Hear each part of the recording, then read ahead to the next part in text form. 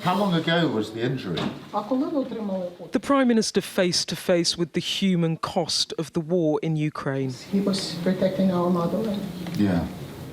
Visiting Kyiv for the first time since taking office, meeting patients at the country's main burns hospital. NHS doctors have helped to train the staff here. Their work is slow, painful and vital. This is why visits like this really matter. The Prime Minister today seeing people coming in from the war zones with 80% burns.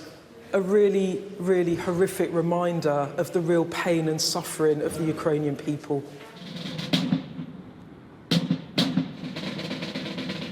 A visit designed to give one clear message: solidarity. Shoulder to shoulder with President Zelenskyy, laying a wreath at the wall of remembrance for Ukraine's fallen men. There is diplomatic substance along with the symbolism. The two leaders signing a landmark 100-year deal to deepen security ties and strengthen their country's relationship into the next century. The urgency underscored by a Russian drone hovering over the presidential palace while the two men spoke. Air raid sirens sounding moments before the start of the joint press conference. For me, that drone attack is just really a reminder of what Ukraine is facing every day, and a reminder that this war is brought about by Russian aggression. It is an unjust, illegal war, and we must have a sustainable and lasting peace for Ukraine. Anti-aircraft gunfire was audible in the palace's courtyard, the president undeterred. Mr. President, we will say hello to them as well.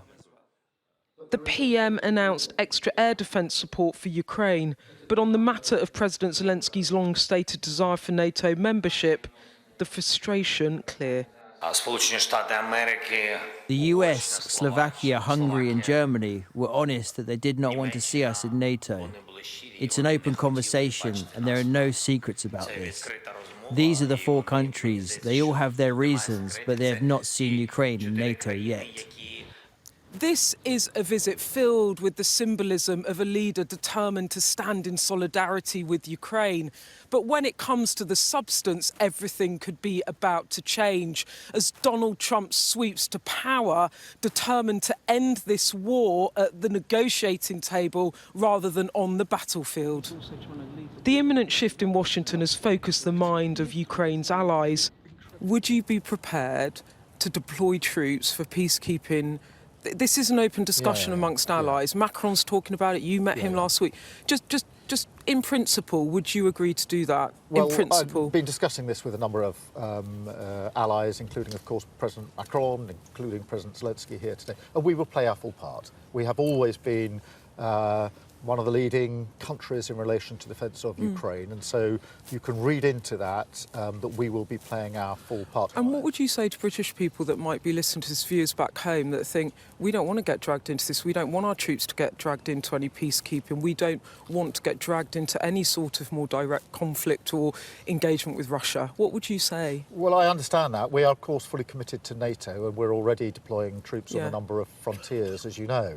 And we're doing that because that impacts on our safety and security. And so for me, as Prime Minister of the United Kingdom, the number one priority is the safety and security of everybody in the United Kingdom. But that safety and security starts on this front line here in Ukraine. These the tools of war, but now the talk is all about how to end the conflict. As the Prime Minister signals, he's prepared to put British boots on the ground to maintain the peace deal that the changing world order now demands. Beth Rigby, Sky News, Kyiv.